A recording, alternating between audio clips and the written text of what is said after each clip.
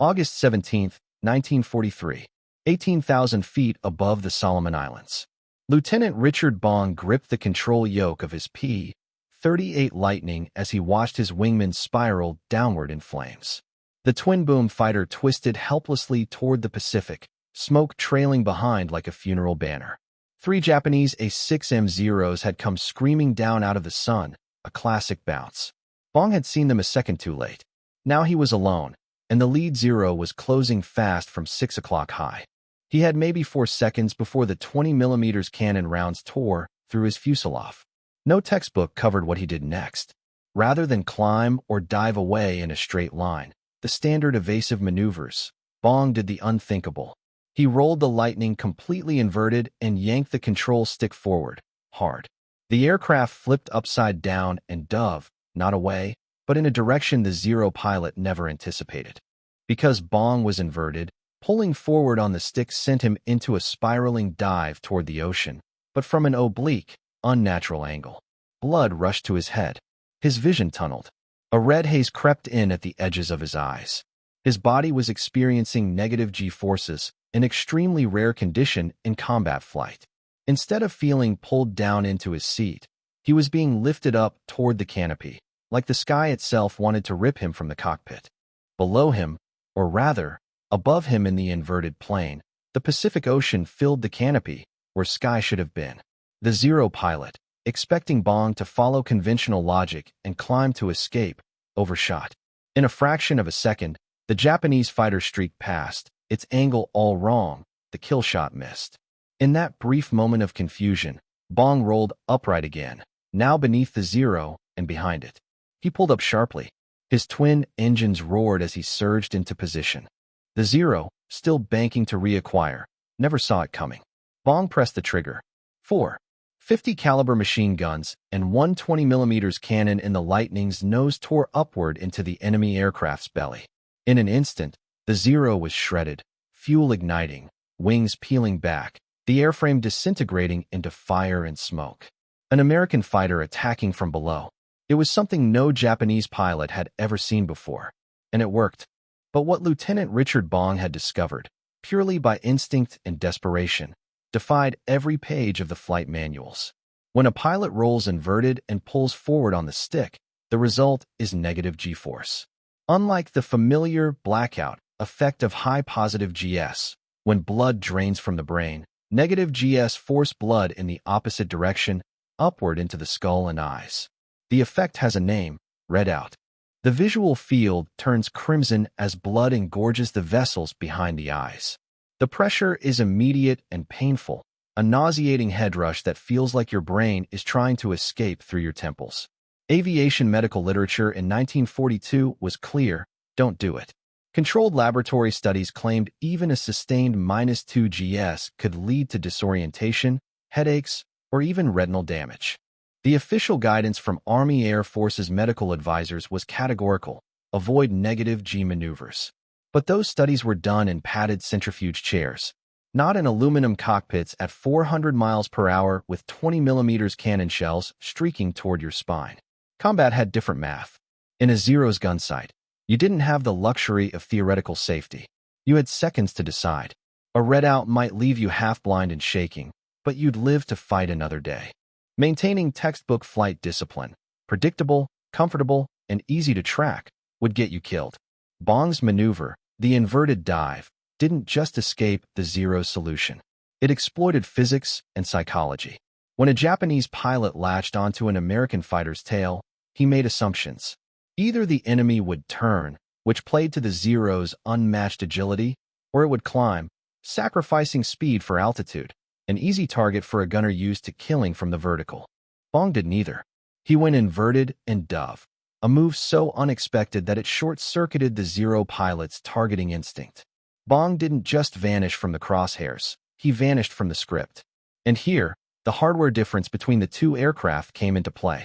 The Zero was a lightweight masterpiece of agility, but it was structurally fragile. It could handle positive GS, up to 7 or 8 under the right conditions, but negative GS were a different story. The airframe wasn't stressed for it. Sudden inverted maneuvers risked airframe stress fractures, engine flooding, or fuel interruption, particularly in the A6MS carbureted engine, which could sputter or fail entirely under inverted pressure. The P-38 Lightning, on the other hand, was a brute. Its twin Allison engines used fuel injection systems that kept functioning even under abrupt orientation changes. That wasn't a design goal. Lockheed engineers hadn't anticipated this kind of aerial behavior, but in practice, it meant a P-38 could dive inverted and maintain full power, while a Zero might stall or falter. Even a half-second power loss could open enough distance for the Lightning to counterattack or escape. And as for the human body, turns out it was tougher than the textbook suggested, at least for brief windows. Bong and others like him reported that redouts lasted 2 to 3 seconds during a proper inverted dive or split-S escape. Sight returned as G-forces shifted back to positive during the pullout. The price was steep: burst capillaries, facial pain, pounding headaches, but survivable. One pilot, asked about the maneuver during debrief, summed it up bluntly: "A splitting headache beats a burial at sea." In the calculus of air combat, that was the only equation that mattered. Major Thomas Lynch of the 39th Fighter Squadron was the first man to turn a desperate improvisation into a deliberate tactic. Flying P-38 Lightnings out of Port Moresby, New Guinea, Lynch didn't discover the inverted dive by accident. He weaponized it. April 11, 1943. Lynch led a 4-ship patrol over the Huon Gulf at 20,000 feet. Sunlight shimmered off the Pacific below. Then came the warning: 8 Zeros inbound, high and fast. No altitude advantage. No time to maneuver into position. In a textbook engagement, this would have been a slaughter. But Lynch didn't follow the textbook. As the lead Zero dropped onto his tail, Lynch rolled his P-38 inverted and yanked the nose into a steep dive. Not a shallow dive away, but a near vertical plunge. The Lightning howled past 400 miles per hour, engines screaming as it barreled toward the ocean. At 8,000 feet, he rolled upright and leveled out. Behind him, the Zero pilot tried to follow, but couldn't. Whether due to structural limits, pilot hesitation, or engine instability in negative GS, the Zero pulled out at 12,000 feet. Lynch was gone, a silver ghost vanishing into the mist. But this wasn't a retreat, it was a slingshot. With speed and separation, Lynch pulled up, climbed fast, and re-entered the fight from below. The Japanese formation, now scattered and confused, never saw him coming. Lynch shot down 2 Zeros in that engagement. His wingmen, who had followed him through the inverted dive, all survived. In his after-action report, the tactic was mentioned, but only briefly. Command was cautious. The maneuver defied conventional training. Official doctrine still warned against negative G flight. But Lynch's decision had changed something more important than policy. It had changed mindset. This wasn't luck. This was a repeatable, tactical choice. Within days, Lynch began informally teaching the inverted dive to fellow pilots. The briefings weren't held in classrooms or simulators. They happened in tinted-ready rooms, over maps and cigarettes. His instructions were blunt. If a Zero gets on your 6 and you can't shake him, roll inverted, pull through, dive like hell, and don't stop until you've got space to turn back. Don't try to outcircle him. Use the vertical. That's ours. The Zero owns the flat, but we own the fall. By June 1943, the maneuver had spread beyond the 39th. Pilots flying from Guadalcanal and the Russell Islands had adopted it. They swapped details and debriefs, marked up chalkboards with dive angles, cautioned rookies about redout. The tactic remained unofficial, not forbidden, but not formally endorsed either. Squadron commanders hesitated to institutionalize it. Liability loomed. What if a new pilot passed out during a redout? What if a structural failure occurred mid-dive? What if someone died? There was no paperwork backing the maneuver. No doctrine.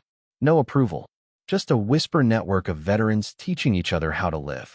But the results spoke louder than regulations. At Henderson Field, Guadalcanal, flight surgeon Captain James Moorhead began taking notes. Not on tactics, on physiology. In July 1943, he started documenting the physical effects of negative G maneuvers. By August, he'd compiled the first real medical profile of redout in combat. 17 pilots. All had executed inverted dives under fire between May and August. All had survived. All reported extreme discomfort. Blurred vision. Pressure behind the eyes. Burst capillaries in the cheeks. migraines that lasted hours. But all 17 had made it back to base. Moorhead's findings were classified until 1947, but among pilots, his notes traveled faster than mail. Readout hurt, but it didn't kill you. The Japanese 20mm cannons? They did. Every pilot who used the inverted dive reported the same phenomenon. The world turned red. Within 1 to 2 seconds of pulling negative GS, peripheral vision flushed crimson. Blood vessels in the eyes engorged. Capillaries strained. The color crept inward like a curtain closing, but the center stayed clear. Most pilots retained enough central vision for 3 to 5 seconds, just enough to stay on the controls, finish the roll, and complete the dive. No one enjoyed it, but everyone agreed. It beat the alternative. After landing, the symptoms were consistent and visible. Faces bore scattered red specks, petechiae, broken capillaries beneath the skin, especially around the eyes and forehead. Some pilots looked like they'd been slapped across the face. Bloodshot eyes, facial swelling, and piercing headaches were standard. A few vomited on the runway. One reported temporary double vision, which faded after 6 hours. But Captain Moorhead's most important finding wasn't what happened after one dive. It was what didn't happen after many. He tracked pilots who had executed the maneuver 4, 5, even 7 times in combat. The symptoms remained the same. Readout returned with each dive, but didn't worsen. No progressive damage. No permanent vision loss. No accumulating neurological effects. The cardiovascular system, it turned out, could tolerate brief readout far better than theorized in sterile test chambers. The emphasis was on brief. Moorhead warned that sustained negative G exposure beyond 10 seconds could risk serious consequences: retinal detachment, capillary rupture, blackout. But combat didn't ask for 10 seconds. It asked for 3, sometimes 5, long enough to survive, long enough to reverse a kill chain. The data, quietly passed through squadron medical officers, gave the maneuver medical legitimacy, even if it never appeared in official flight manuals. The science had caught up to what pilots already knew. Readout was survivable. A Japanese cannon burst wasn't. By September 1943, the inverted dive had become standard operating procedure in several P-38 squadrons across the South Pacific. Still unofficial, still undocumented, but universally taught. And it was changing the war. American production surged. More Lightnings arrived monthly. Aircrew training caught up to the tactical realities of the Pacific. Rookie pilots were taught not to fear the Zero's turn radius, to respect it, yes, but not to enter its circle. Because now there was a way out. A way to break contact, reset the fight, and strike back. The Japanese noticed. In his post-war memoir, Ace Saburo Sakai, one of Japan's most experienced Zero pilots, wrote of an unsettling shift. The Lightning pilots no longer tried to turn with us. They dove instead, rolling inverted and dropping like stones. When we followed, they reversed and came back up beneath us. It was a position we never expected and could not counter. Sakai's account confirmed what American pilots had hoped. The maneuver didn't just change outcomes, it changed expectations. For 2 years, the Zero had ruled the skies by turning tighter than anything else in the air. American fighters who tried to match that died. But now, that dominance was eroding. P-38 pilots weren't playing the same game anymore. They weren't trying to win the turn fight. They were changing the geometry of combat, flipping the board, escaping the kill zone, and turning ambush into counterattack. And with each engagement, the psychological balance shifted. Zero pilots, once confident in their absolute superiority in a dogfight, now hesitated. A Lightning diving inverted wasn't fleeing. It was preparing. What had once looked like suicide now looked like strategy. The sky over the Solomons was no longer a place of one-sided slaughter. Now it was a battlefield with rules the Americans had learned to bend, and sometimes break, just long enough to win. American pilots who refused to fight the Zero on its own terms, who avoided the lure of the turning circle, stripped the Japanese of their greatest advantage. But it was the inverted dive that truly infuriated Zero pilots. What should have been a guaranteed kill position, behind an enemy, guns lined up, altitude superior, was now evaporating into thin air. The P-38 didn't turn. It vanished. And worse, it came back. Lieutenant Robert Westbrook of the 475th Fighter Group flew a perfect demonstration of the tactic on November 8, 1943. His four-plane Lightning patrol encountered 9 Zeros above Rabaul at 14,000 feet. The Japanese had the altitude. They had the numbers. They attacked from above. In 1942, this scenario would have meant disaster. The Americans would have tried to turn, lost energy, been bracketed and shredded in a textbook kill box. But Westbrook's squadron had learned the hard way. There was no turning fight. Not today. All four P-38s rolled inverted the moment the Zeros dove. No hesitation. No delay. Each pilot yanked the stick forward into a steep dive. The formation dropped like a flight of silver arrows. The Japanese, expecting a horizontal engagement, overshot completely. The Lightnings picked up speed fast, 420 miles per hour in a matter of seconds. The twin Allison engines roared. The airflow screamed across the canopies. At 6,000 feet, the Americans pulled out of the dive in unison, reformed below the confused Zeros, and began climbing. Now the geometry had flipped. The Zeros, having burned energy in their failed attack, were lower, slower, and disorganized. The P-38s, high-speed and coordinated, came back in from below, the exact position Japanese doctrine never prepared for. Westbrook's flight shot down 3 Zeros without a single loss. His after-action report didn't mince words. Had we attempted to engage in a turning fight, we would have suffered multiple losses. The inverted dive preserved our formation and allowed us to re-engage on favorable terms. What made the tactic so effective wasn't just the maneuver itself, it was the stacked advantages it delivered in seconds. Altitude converted into speed. Separation from the engagement zone. Surprise through unexpected movement. Visual disorientation for pursuing enemies. Reliable engine performance under negative G loads. And perhaps most critically, American pilots willing to accept physical suffering in exchange for survival. That last part mattered more than engineers or doctors had predicted. American pilots learned that the redout was a tolerable price. A burst of pain and confusion that faded as soon as the dive flattened out. Japanese pilots, in contrast, often refused to follow inverted dives. The Zero's light construction made it fragile under negative G loads. Its fuel and oil systems weren't optimized for inverted flight. Chasing a Lightning through a negative G dive wasn't just dangerous, it was suicide. By early 1944, the tide in the air war had shifted dramatically. P-38 squadrons that embraced vertical maneuvering tactics began turning in kill ratios that stunned their own commanders. The 475th Fighter Group, which had fully adopted the inverted dive by December 1943, reported a 5-to-1 kill ratio in its favor during the first quarter of 1944. The Lightning, once viewed as a complex, heavy, and unwieldy twin-engine aircraft, was now rewriting air combat doctrine. And the brass took notice. In March 1944, nearly a year after field pilots first improvised the technique in desperation, the 5th Air Force officially added vertical escape and diving reversals to its tactical guidance. But the language was cautious, bureaucratic, and hedged. Use inverted maneuvering only when no other escape option is available. Duration must remain brief. Pilots must be trained in the physical consequences of negative G flight. Consideration of aircraft stress and human tolerance is essential. It wasn't encouragement. It was barely permission. But for frontline pilots, it was enough. They interpreted the memo in the only way that mattered. Command won't stop us from doing what works. And what worked?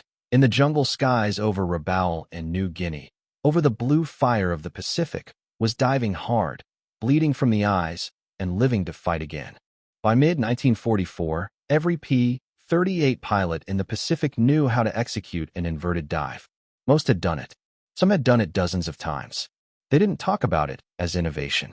They didn't call it doctrine. It was just what you did when death was at your six. And it worked. Many P-38 pilots began practicing the inverted dive during training flights, even though it was never formally endorsed. They understood one thing with complete clarity. The first time you pull negative GS, it shouldn't be with a Zero closing in behind you at 400 miles an hour. You had to feel the red out before it counted. You had to know what to expect. You had to bleed from the eyes on your own terms, in a safe sky, not a killing one. Flight surgeons continued documenting the effects. By the end of 1943, aviation medicine began catching up to what pilots already knew. Repeated exposure built tolerance. The body adapted. Capillary walls in the face and eyes strengthened with time. Recovery from redout got faster. Veteran pilots reported that after 10 or 20 successful inverted dives, the blood pressure surge no longer caused disorientation. Headaches were lighter. The visual field remained functional longer.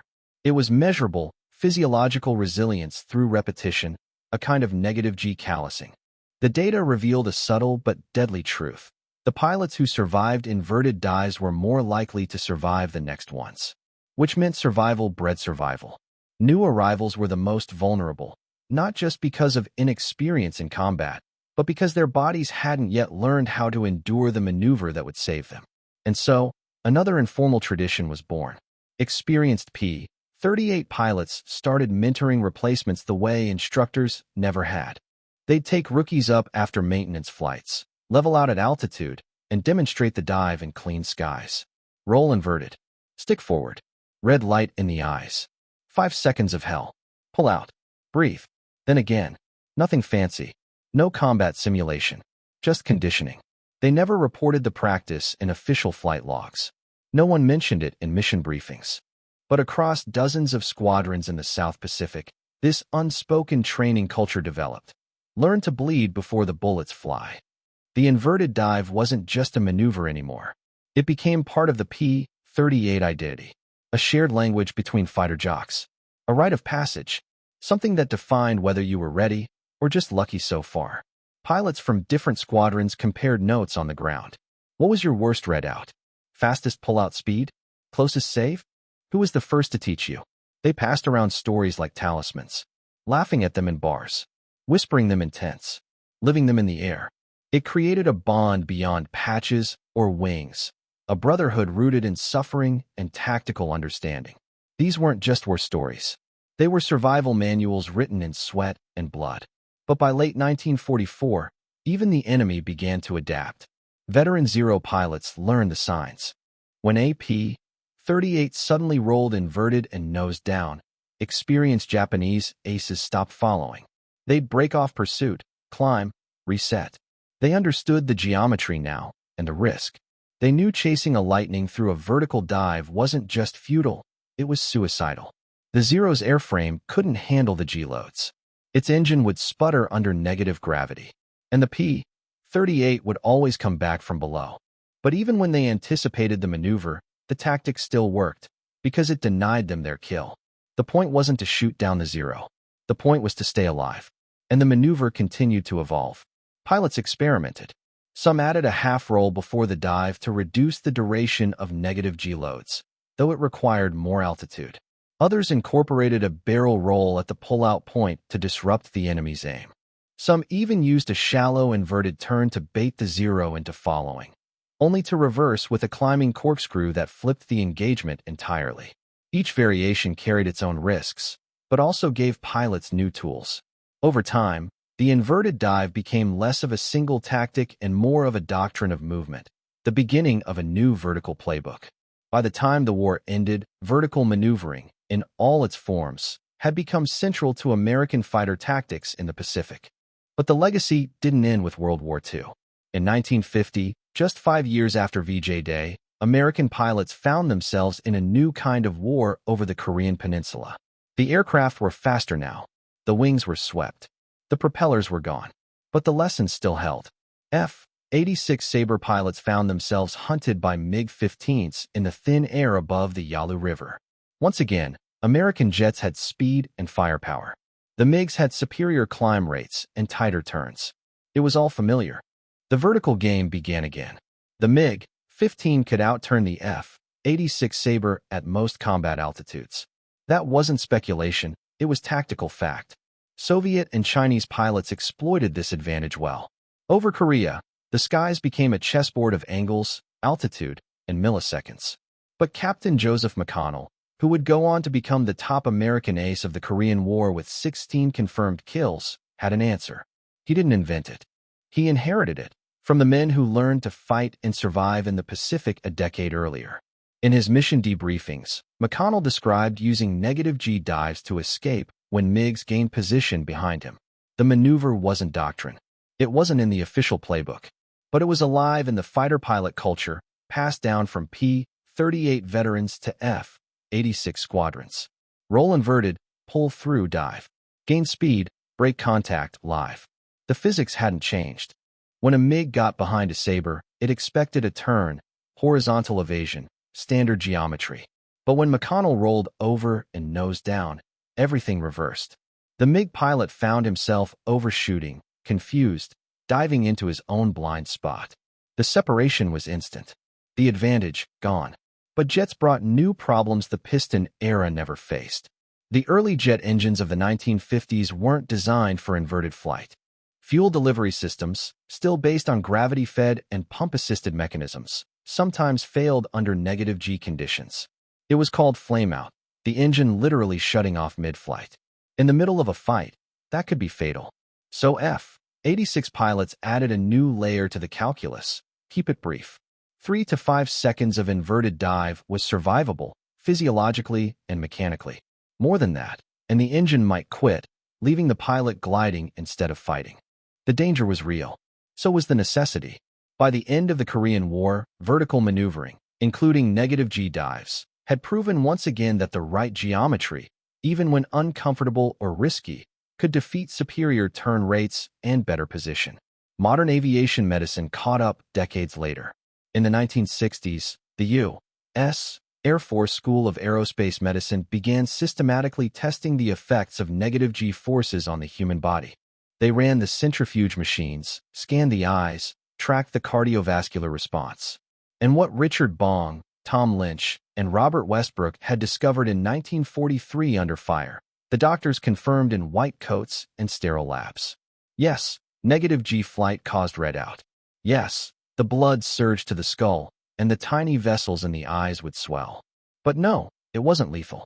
Not unless pushed to extremes. The human body could tolerate -2 to -3 GS for short durations without lasting harm.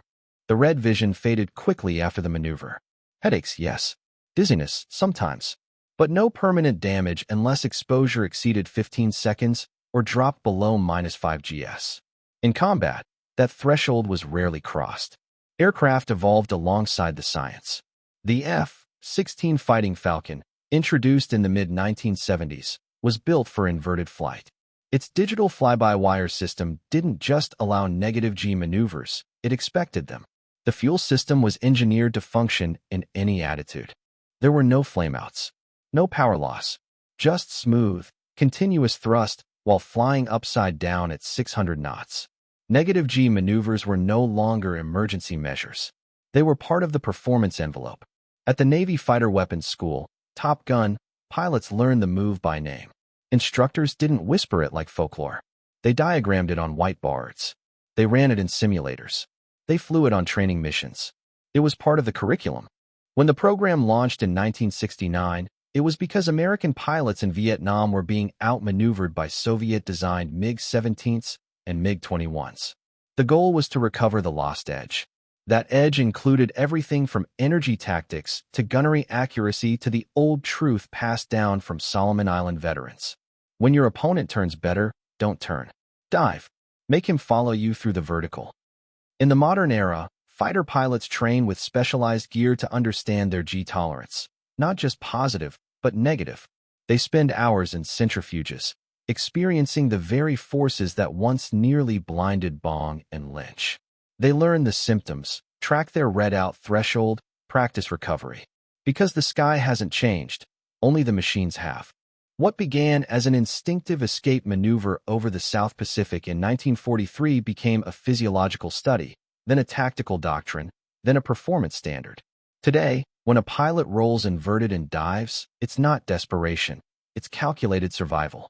And every time it happens, in a modern fighter at 30,000 feet, it echoes back to that moment over the Solomon Islands, when one P-38 pilot flipped upside down, pulled through the impossible, and changed air combat forever. The visual symptoms, the discomfort, the burst capillaries, all of it, are now considered routine. Not signs of system failure, not emergencies, just part of the envelope. Today's top-end fighters, the F-22 Raptor and F-35 Lightning II, are designed with thrust vectoring and digitally controlled flight surfaces that make negative G maneuvers not only possible, but operationally sustainable. These aircraft can hold -3 to -4 GS for extended periods without flameout, control issues, or loss of performance. Sensors keep tracking. The engines keep pushing. The pilot stays in the fight. What Richard Bong discovered over the Solomon Islands in 1943, through pain, instinct, and necessity, is now a standard capability. A feature, not a flaw. But the human factors haven't changed. The pilot still feels it.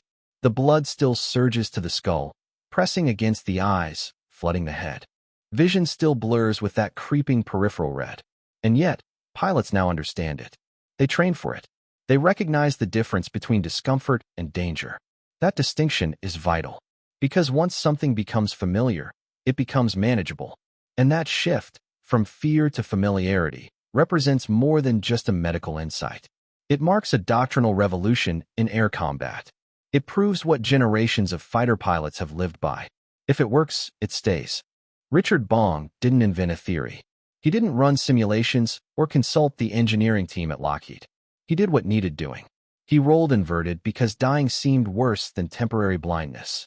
He pulled through, blood pounding in his skull, eyes seeing red, because that was better than seeing nothing at all, forever. Thousands of pilots have made that same decision since. And every time they did, the tactic spread a little further. It went from desperate improvisation to whispered trick, from whispered trick to unofficial technique, from unofficial technique to program doctrine.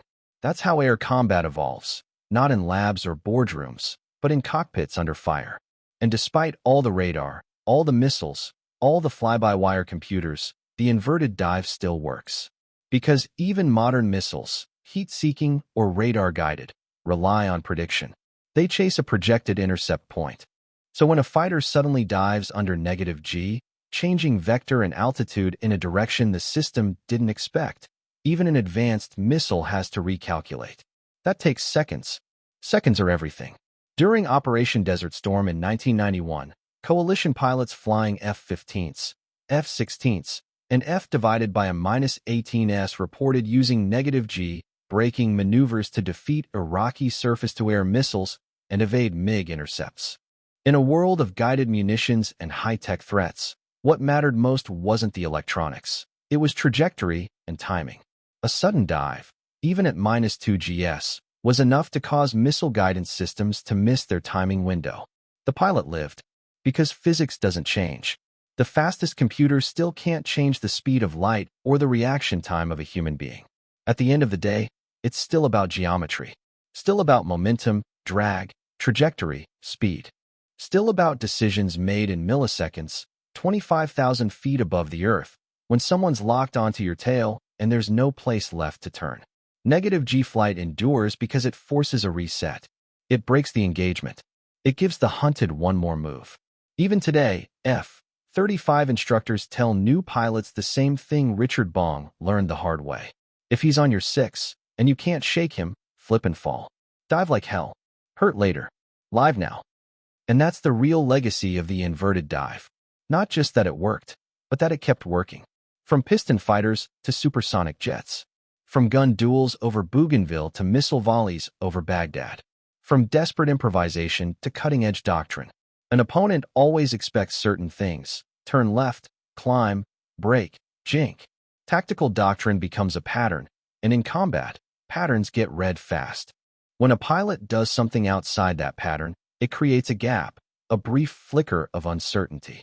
Even 2 seconds of indecision is a lifetime at 400 knots. If your opponent is still thinking while you're already moving, you survive. Richard Bong understood that in 1943. He didn't just break expectations, he shattered them. An American fighter diving inverted and attacking from below. No Japanese pilot had seen it before. And by the time they reacted, it was too late. Today, that concept still holds. Modern pilots fly with helmet-mounted displays, infrared tracking, and beyond visual range missiles. But the fundamentals haven't changed. It's still about surviving the next few seconds. If you can live through the initial engagement, you might flip the fight. Live first. Kill second. That's the equation. The medical research hasn't stopped. In the 2010s, studies examined how modern flight suits and anti-G gear affected tolerance for -G flight. The findings were unsurprising to any pilot who'd actually pulled the maneuver. Standard anti-G suits, designed to compress the lower body and prevent blood pooling in the legs, don't help when blood is rushing into your head. Some experimental suits tried to restrict blood flow to the head during inverted flight, but the results were mixed. Pilots hated them.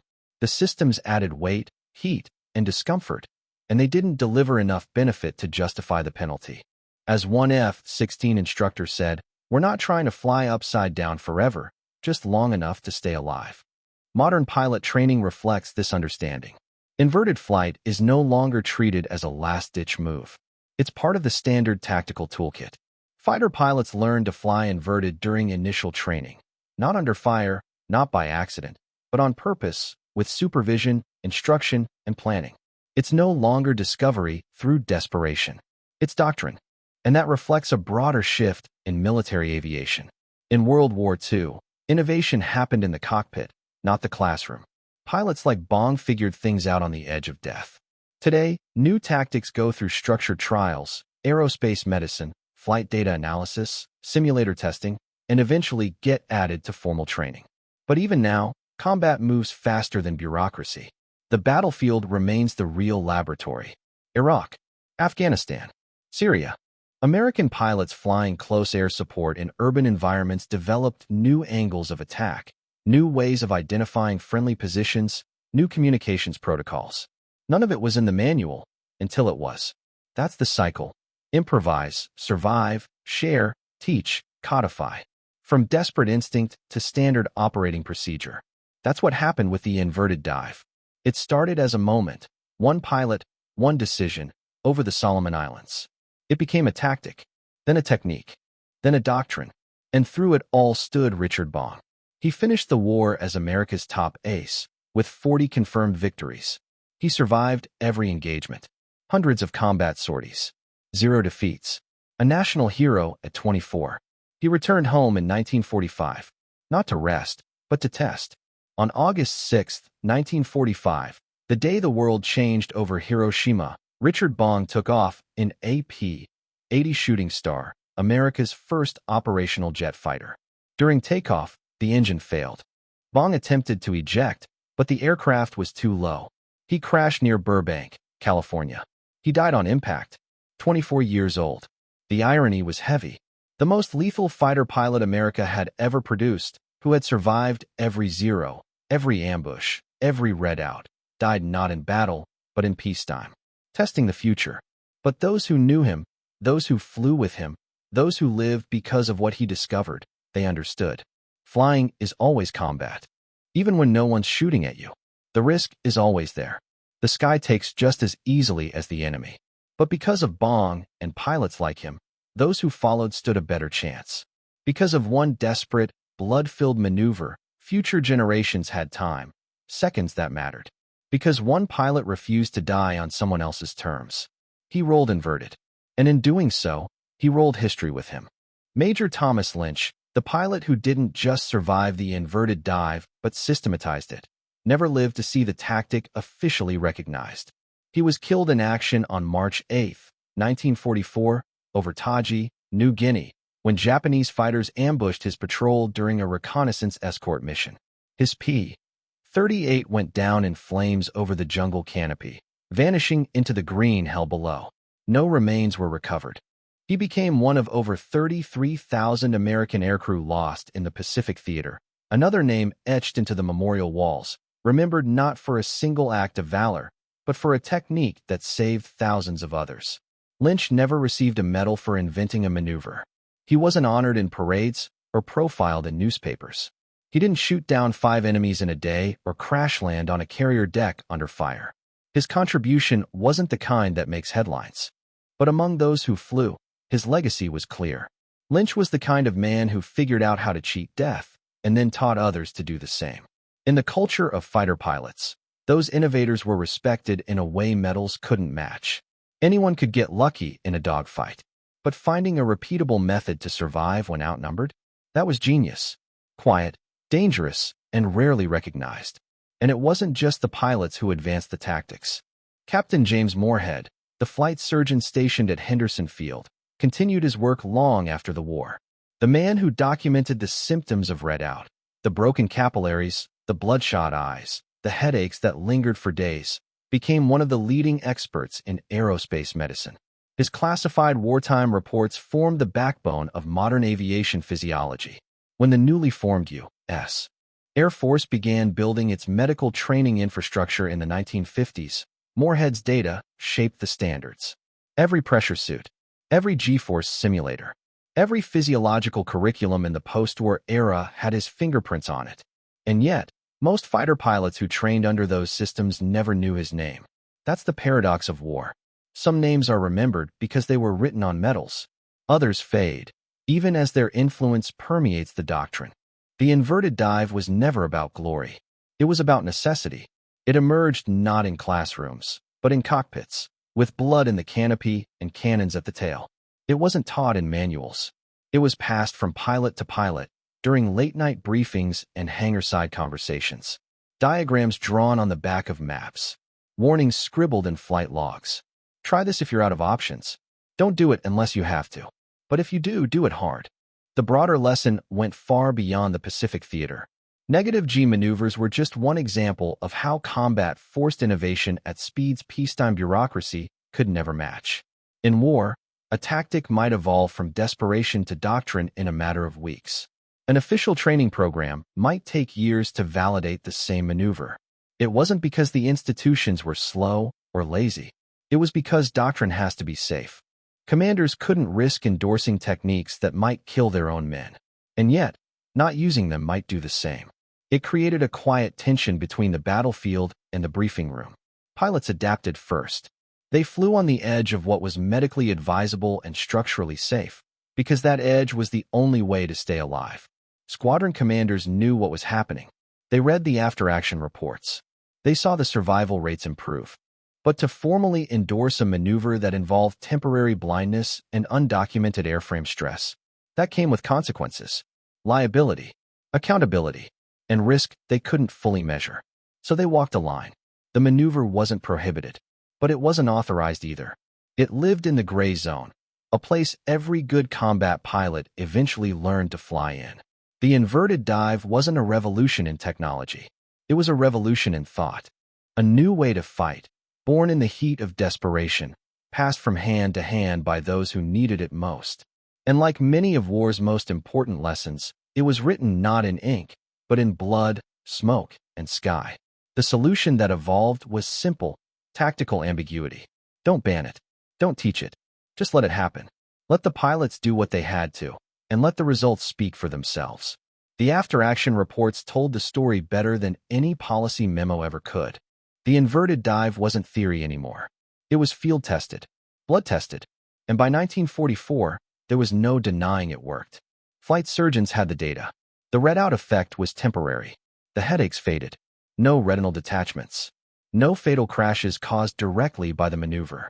Engineers at Lockheed and North American Aviation confirmed that properly maintained aircraft, P-38s, P-51s, even F-4s, could structurally handle brief periods of negative G-force without catastrophic failure. Not ideal, not easy, but survivable.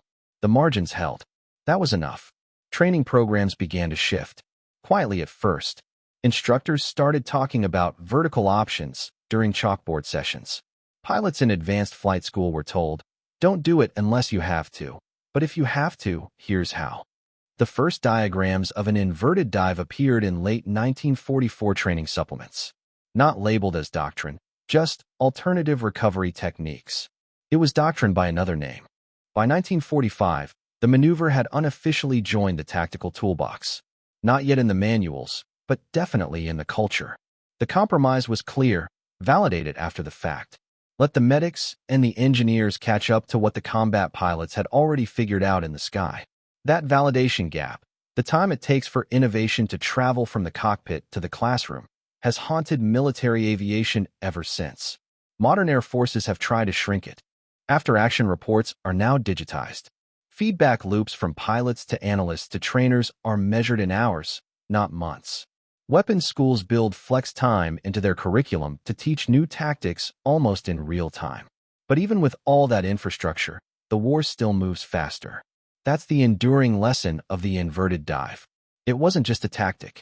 It was a case study in adaptation, a perfect example of how combat pushes people to innovate faster than institutions are comfortable with. The maneuver survived not because it was officially approved, but because it couldn't be ignored. And more importantly, it was shared, not just among P-38 pilots in the Pacific, but across generations. Korean War pilots inherited the vertical tactics their predecessors had sketched in notebooks and passed over bar tables. Vietnam-era F-4 pilots refined them again, applying the same principles to new threats, new flight envelopes.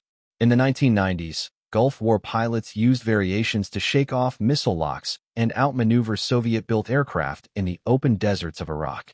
Instructors at Top Gun, the weapons school, and foreign equivalents teach maneuvers born out of necessity in 1943, updated for aircraft capable of supersonic speeds and 9G turns. And while the stick might now be connected to fly-by-wire systems instead of control cables, the physics hasn't changed. You can't outturn everyone, but you can outthink them, outposition them, and, if necessary, bleed for it. What held the inverted dive together from generation to generation wasn't technology, it was principle. The concept of managing energy, the psychology of breaking the enemy's expectation, the willingness to endure discomfort to create tactical advantage. Those don't change. You could take a pilot from the cockpit of a P-38 in 1943 and put him in an F-22 Raptor in 2024. He'd need 1,000 hours of simulator time, but the core ideas? He'd recognize them immediately. Altitude is life. Speed is life. Use both. Fight in the vertical. Never turn where you can't win. That's the power of institutional memory. It transcends airframes. It survives crashes, retirements, and even wars. It's passed in stories, scars, and shared understanding. Some of it is written. Much of it isn't. And the pieces that save lives the fastest are often the ones no one ever formally approved. Fighter squadrons are more than just combat units. They are living memory systems, repositories of hard-earned knowledge passed not just in manuals, but through stories, jokes, scars, and quiet warnings. When a new pilot arrives in a squadron, he doesn't just get a locker and a call sign. He inherits a culture, a whispered curriculum of things that work. The inverted dive is part of that inheritance, not always by name, but by example. A story about a guy who broke hard through the vertical and lived. A maneuver that flipped the script when the enemy had the advantage. The lesson? Sometimes the right move is the one that feels completely wrong. That's the genius and the brutality of negative G flight. It doesn't just test machines. It tests minds. Pulling through an inverted dive means embracing every red warning flag your body throws up at once. Blood surges to the head. Your eyes redden. Your vision narrows. A headache builds behind your skull like a balloon about to pop. Every nerve in your body screams to stop, to climb, to level out. And yet, pilots learned to ignore it because they understood what it really meant. That pain, that distortion, that nausea, it was the price of survival. It wasn't bravado. It wasn't recklessness. It was a calculated trade. Endure 5 seconds of hell to avoid a zero's gun sight. Take the hit now to avoid the one you don't walk away from. This wasn't courage in the Hollywood sense. There was no triumphant music in the cockpit. This was cold logic under fire, a kind of mental discipline that separated the living from the dead. The pilot's body screamed one thing. The brain answered, I hear you, but I'm doing this anyway. Modern flight training builds this exact capacity. Not just stick and rudder skills, but cognitive override. The ability to recognize that natural instincts can be fatal in unnatural environments. Your body was designed to survive a fall from a tree, not a gun pass at 450 knots. In air combat, the first reaction is often the worst one. You see the ground rushing up and your hands want to pull back. But sometimes, pulling back kills you. Sometimes, diving into danger is the only way out. That kind of decision-making can't be taught from a checklist. It has to be internalized, burned into the reflex arc through training, repetition, and survival. The pilot must learn to run the math mid-maneuver. What's the threat vector? What's my energy state? What's he expecting? What's my best escape line? And sometimes, that calculation spits out an answer that makes no sense to the human body but perfect sense to physics. Roll inverted. Pull through. Go red. The inverted dive wasn't a silver bullet. It was one card in a growing tactical deck. A well-trained pilot learned dozens of maneuvers, each useful in specific geometries of combat. Recognizing when to use each one became a kind of aerial intuition, a neural pattern burned in by experience. You see a certain angle, a certain glint off an enemy canopy, and your hands start moving before your brain finishes the sentence. See this? Do that. Live. World War II pilots needed 15, sometimes 20 combat missions before that reflex kicked in reliably. Many never got the chance to reach it. Instructors called it getting over the hump. Before that, you were learning with your life on the line. After that, you had a shot at staying alive long enough to pass it on. Modern pilots train for hundreds of hours in advanced simulators, attempting to preload these instincts before facing the real thing. They study threat profiles, response matrices, engagement envelopes. They train for mental flexibility, rapid prioritization, and situational assessment. But even with all the tech and theory, the cockpit still teaches lessons the classroom can't. Because the simulation never really makes your eyes go red. Never quite captures what it means to feel your body tell you you're dying while your mind calmly tells it to shut up. That gap, the space between what feels right and what is right, is where real fighter pilots are forged. In that moment, the ones who survive are the ones who learn to trade comfort for control, instinct for insight, and fear for function. And in the silence after the fight, they pass it on. Not in briefings, not in reports, but in a story told at the bar. A nod across the ready room. A line scratched on a whiteboard before wheels up. Remember, if he's on your 6, roll inverted and break through. Better red than dead. The emotional stakes of combat forge a different kind of learning. In training, a mistake means a missed grade, a critical debrief, maybe a bruised ego or a sprained wrist. In war, a mistake means death. Yours, your wingman's, the crew on your 6. That truth sharpens attention in a way nothing else can. It burns lessons in deeper than any simulator ever could. Pilots who survived their first inverted dive with a 0 behind them didn't need follow-up training. They didn't forget the symptoms. They didn't need to reread the manual. The sensation of blood flooding the head, the red out, the distorted vision, and the moment it all worked, when the Japanese guns went silent and the sky opened up again. Those memories carved neural pathways deeper than any classroom ever could. The next time they needed the maneuver, it was already in their bones. Post-traumatic learning is real, powerful, and brutally effective. Instructors talk about muscle memory and repetition under stress. But nothing compares to executing a tactic when the cost of failure is immediate and final. That level of learning is irreversible. Pilots who lived through it could execute the same maneuver with the same precision years later, even decades. The fear didn't fade, but it no longer impaired. It had become part of the calculation. And this has profound implications for how fighter tactics actually evolve. The most effective combat maneuvers aren't born in labs or testing facilities. They emerge at 400 knots under fire. When a pilot rolls inverted under cannon fire, it's not theory. It's desperation fused with training and pure tactical assessment. If the move works, that success burns itself into every neuron. If others see it, they try it. If it fails, it vanishes. This is tactical Darwinism. Natural selection, jet-propelled. What works spreads. What fails dies. No single strategist sat down and wrote a doctrine stating that inverted dives should be standard against zeros. No test range in 1943 ran hundreds of trials to confirm effectiveness. Instead, dozens of pilots across the Pacific figured it out on their own, often simultaneously, often without knowing others were doing the same. They compared stories. They taught it informally. And before long, it was being executed in combat from Guadalcanal to New Guinea, not because it was ordered, but because it worked. Modern military systems try to harness this evolutionary process. Red flag exercises, Top Gun, tactical training squadrons, adversary air programs. They simulate the chaos of combat as best they can.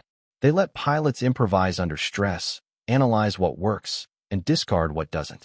Lessons are captured in after-action reports, reviewed by tacticians, passed up to doctrine writers. In many cases, these systems work well. They've cut the timeline from innovation to implementation from years to months. But even now, real combat still surprises. The wars in Iraq and Afghanistan proved that. No doctrine predicted how to integrate unmanned drones into close air support. No simulator prepared for the urban geometry of Fallujah or the desaturated roads of Helmand. Pilots, TACs, and commanders on the ground improvised. They tried things. Some worked, some didn't. The ones that worked spread quickly through units. A call sign would show up on a frequency, and everyone would already know that team figured something out. Eventually, those improvised tactics were codified, taught in schools, added to manuals, integrated into training cycles. But always after the fact. The inverted dive is one of the earliest and clearest examples of this phenomenon. A maneuver born under pressure, validated by repetition, and disseminated not through memos but through survival. It was also one of the first times that military aviation developed a process, however crude, for capturing these battlefield lessons and spreading them. The U.S. Army Air Forces in World War II weren't perfect, but they were better than most at the time. They issued after-action report templates. They circulated combat bulletins. They created informal channels for innovation to percolate. And that made all the difference. It's why the inverted dive didn't remain a one-time fluke. It became a tactic, then a lesson, then a legacy. And it's why, 80 years later, modern fighter pilots still talk about red outs, vertical brakes, and getting inside the enemy's decision loop. Because long after the P-38s and Zeros faded into history, the logic behind their maneuvers still lives in every cockpit. After-action reports, technical bulletins, and inter-squadron briefings became the lifeblood of tactical evolution. In the sprawling Pacific Theater, where squadrons were scattered across thousands of miles and dozens of airfields, information didn't move at the speed of radios. It moved at the speed of experience. But for the first time in military aviation history, that experience began to consolidate into a coherent body of knowledge. The U.S. Army Air Forces distributed combat summaries, printed technical circulars, and held tactical conferences where pilots and commanders shared what worked. The inverted dive, originally a desperate maneuver executed under fire, entered the wider conversation through these channels. Within months of the first confirmed uses by Bong, Lynch, and others, pilots as far afield as the Russell Islands, Bougainville, and Hollandia were using the tactic deliberately. Word traveled faster than doctrine. Yet while the maneuver proliferated rapidly among P-38 squadrons in the Pacific, it didn't spread as widely in the European theater. The reasons were tactical, not institutional. Europe presented different aircraft, different opponents, different problems.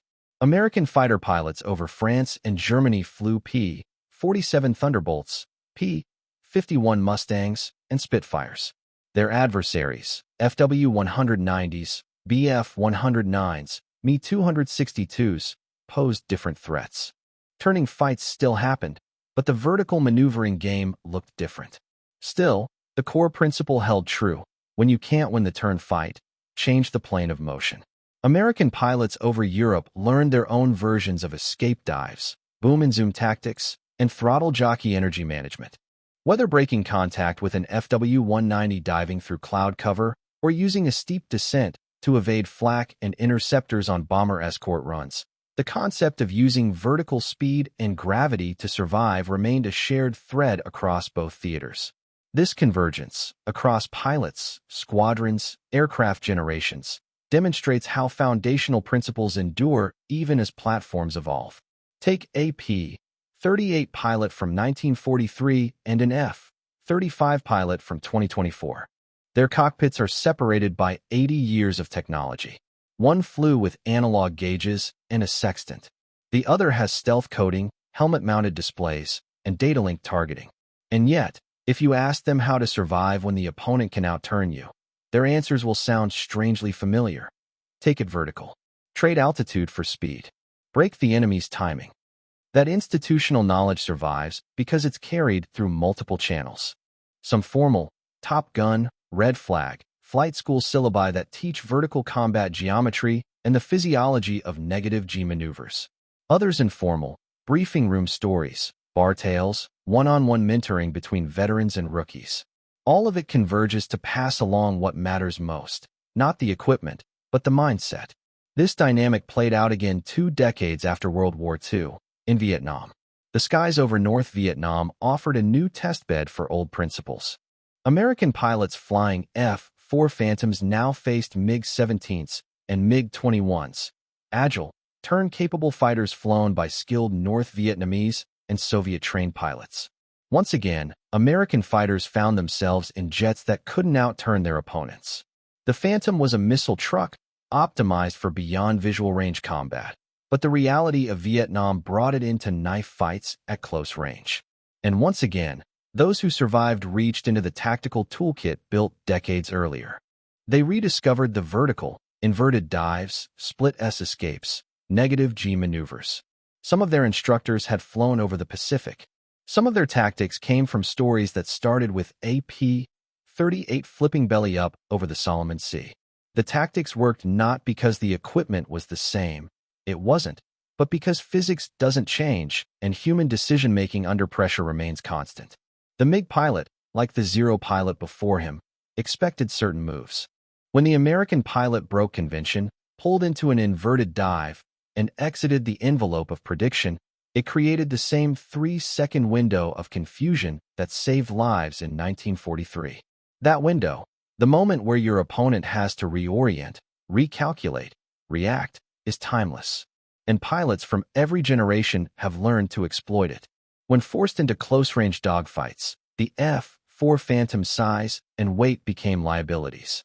Against smaller, more agile opponents like the MiG-17, it struggled to maintain turning parity.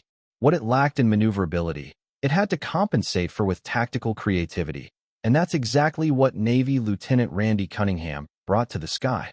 Cunningham, who became the first American ace of the Vietnam War, explicitly relied on vertical maneuvers, including negative G brakes and inverted dives, to escape disadvantageous positions and seize initiative. On May 10, 1972, during one of the most intense air battles of the war, Cunningham and his Rio Willie Driscoll downed 3 MiG-17s in a single mission. During that engagement, one MiG managed to slip behind their Phantom in a classic tail chase. Rather than attempting a hopeless horizontal turn or a gentle climb, Cunningham rolled the F-4 inverted and pulled hard into a steep dive, enduring several seconds of negative G-force. Blood surged into his head. His vision tinted red. The MiG pilot, caught off guard, overshot the Phantom, unable, or unwilling, to follow through the inverted dive. That single maneuver broke the engagement geometry, turned defense into offense, and allowed Cunningham to reposition, re-engage, and eliminate the threat. The physics hadn't changed. The human psychology hadn't either. Like Zero pilots before them, MiG pilots were trained to anticipate predictable maneuvers, flat scissors, barrel rolls, climbing turns. The sudden vertical escape, especially with negative G loading, didn't just break the lock. It broke the opponent's mental script. They hesitated. And in air combat, hesitation kills. But Vietnam revealed another harsh truth. Institutional knowledge can decay. Many of the pilots entering the war in the 1960s had trained in a strategic doctrine that prioritized radar-guided missiles and long-range engagements. The assumption was that dogfighting was obsolete. But when real combat forced them into visual range with MiGs that could turn tighter and slower, many American pilots found themselves tactically unprepared. The World War II and Korean War veterans who had once dominated those close-range fights were now retired or in staff positions. Their hard-won knowledge of vertical maneuvering, negative G tactics, and energy fights had not been passed down in formal curriculum. That gap in tactical skill directly led to the establishment of one of the most important institutions in air combat history, Top Gun, the U.S. Navy Fighter Weapons School, founded in 1969. Its explicit purpose was to retrain American pilots in air combat maneuvering, ACM, reviving the skills that had been lost in the missile age. Instructors at Top Gun, many of them Vietnam veterans like Cunningham, reintroduced tactics with lineage tracing directly back to the P-38s of the Pacific Theater. The inverted dive, once a desperate escape used by Bong and Lynch, now had its place on the syllabus. But this time, it wasn't anecdotal. It was backed by medical research, flight data, and doctrinal validation. Pilots were taught why the maneuver worked, how the blood vessels reacted to readout, what missile guidance systems could and couldn't handle, and when to execute the move tactically for maximum effect. Modern Top Gun students practice negative G maneuvers repeatedly, first in T-38 Talons or F-5 Tigers, and later in F/A-18 Hornets or Super Hornets. They are trained to recognize the symptoms, the red haze, the cranial pressure, the momentary loss of peripheral vision. But they also learn to fight through it, building not just physiological tolerance, but muscle memory. When that moment arrives in combat, when a threat locks on and instincts scream to climb or turn, the pilot does the counterintuitive thing. He rolls inverted, dives hard, bleeds off the lock, and resets the fight. And just like in 1943, the maneuver serves multiple tactical purposes. Against radar-guided threats, it spoofs tracking solutions. Against heat-seeking missiles, it alters IR signatures and angles. Against enemy fighters, it breaks pursuit geometry and creates separation. In modern air combat, where seconds determine survival, a 3-second dislocation of the enemy's intercept path is more than an escape. It's a weapon. Negative G flight isn't just survivable. It's tactically decisive when used with precision and intent. And now, generations after Richard Bong first yanked the stick forward upside down over the Solomon Islands, that same concept is part of the core training curriculum for elite fighter pilots. Contemporary air combat adds layers of complexity that World War II pilots never imagined. Fifth-generation fighters operate in battle spaces where beyond visual range, BVR, missiles, electronic warfare, and multi-spectrum sensors dominate engagements. Helmet-mounted cueing systems allow pilots to lock weapons simply by turning their head, uncoupling firepower from flight orientation. Sensor fusion suites integrate radar, infrared, and optical feeds into a seamless 360 degrees situational awareness picture. These systems create an environment where a pilot perceives the battle in near real time, making decisions with machine-augmented speed and clarity. And yet, amid all this advanced technology, the value of an unpredictable maneuver remains unchanged. Missile guidance systems, no matter how advanced, still operate within physics-based limitations. They rely on predictive tracking, constantly recalculating future target position based on current vectors. A sudden negative G dive, executed in the midst of a close-range engagement, introduces a rapid vector change that complicates tracking solutions. Infrared seekers struggle with sudden angular displacement. Active radar missiles require a moment to reacquire lock. And more importantly, enemy pilots, trained to anticipate conventional defensive moves, can be momentarily disoriented. That moment of confusion, 3 to 5 seconds, is all a fighter pilot needs. Enough time to reposition, evade a missile, or reverse the engagement geometry. Modern platforms like the F-35 Lightning II are designed with negative G capability baked into the architecture. The fly-by-wire control system dynamically adjusts control surfaces to maintain stability during otherwise destabilizing maneuvers. Unlike early jets or propeller-driven fighters, the F-35 can safely execute inverted flight with no degradation in engine performance or control authority. Its fuel systems ensure flow regardless of aircraft orientation. Even the ejection seat is certified for safe operation during inverted or negative G flight, an evolution directly addressing the fatal risks faced by early fighter pilots. In effect, the engineering has caught up to the demands that combat placed on earlier aircraft. The P-38, like many of its era, was forced into inverted maneuvers out of necessity. It wasn't designed for them. Pilots adapted the platform beyond its intended envelope.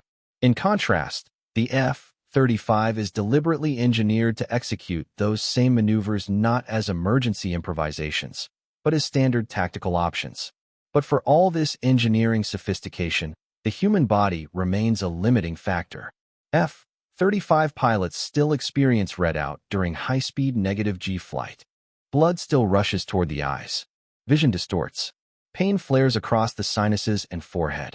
Even with modern life support systems, pressurized helmets, and temperature-regulated suits, these effects are managed, not eliminated. There is no magic fix for gravity. The difference lies in how modern pilots are trained to handle it. Physiological response is no longer considered a mystery. Negative G effects are expected, rehearsed, and drilled. Pilots learned to fly through discomfort, just as their predecessors did in the 1940s. But where Bong and Lynch flew blind into uncharted danger, today's aviators enter that same red haze armed with data, rehearsal, and institutional support. That psychological shift, from fearing red out to using it tactically, is the culmination of 8 decades of operational evolution. What began as a last-ditch escape maneuver in the skies over the Solomon Islands has become a validated capability embedded in the very design of the aircraft, supported by decades of medical research, and taught as part of basic fighter tactics. But perhaps the most profound lesson of the inverted dive isn't in the maneuver itself. It's in how it came to be. The inverted dive is a case study in how combat drives innovation, not through official doctrine, not through laboratory research, but through real-time adaptation under lethal pressure. World War II pilots didn't invent the maneuver in a wind tunnel or simulator. They discovered it with guns on their tail and seconds to live. Korean War pilots validated it. Vietnam pilots rediscovered it. And modern aviators use it routinely. The truth is simple. Combat forces adaptation faster than any institution can authorize it. The inverted dive was never about being brilliant. It was about surviving. That's what made it spread. It worked. Effective militaries learn not just from victory, but from survival. They observe what works in combat. Not what's ideal, not what was taught, but what keeps people alive when doctrine falls apart. They capture these battlefield innovations, test them under controlled conditions, incorporate the results into formal training, and pass that knowledge to the next generation. But this process is rarely linear. Institutional memory is fragile. Resistance to change, risk-averse leadership, bureaucratic inertia, these forces often delay the adoption of life-saving tactics. Yet over time, methods proven in combat tend to survive. They spread. They become culture. Richard Bong's split-second inversion over the Solomon Islands in 1943 wasn't recorded as a major doctrinal breakthrough at the time. No general stood behind a podium and declared a new tactical era. There was no memo, no manual update. Bong simply acted because the alternative was death. But in doing so, he unlocked a maneuver that would ripple across generations of aerial warfare. That one decision, made under fire with seconds to live, set in motion a tactical lineage that connects propeller-driven lightnings over the Pacific to stealth jets operating at Mach 1.6 in the 21st century. It's a direct thread, documented not just in official reports, but preserved in the culture of fighter squadrons, in the hangar stories, the ready room diagrams, the flight debriefs where veterans pass on survival tools to rookies. Military historians often focus on grand strategy, on the moves of divisions and fleets, the decisions made in conference rooms by generals and admirals. And those things matter, but they do not tell the whole story. Wars are not won by strategy alone. They are won by tactics executed under fire, by individuals who discover, in the space between bullets, what actually works. When those individuals survive, when they pass on that knowledge, they shape the very character of warfare. Not through orders or policy, but through raw, tested reality. The story of the inverted dive is a perfect illustration of this truth. No senior officer ordered its development. No engineering department built the P-38 with that tactic in mind. It arose organically, born of desperation, validated in blood, and then refined over years of combat.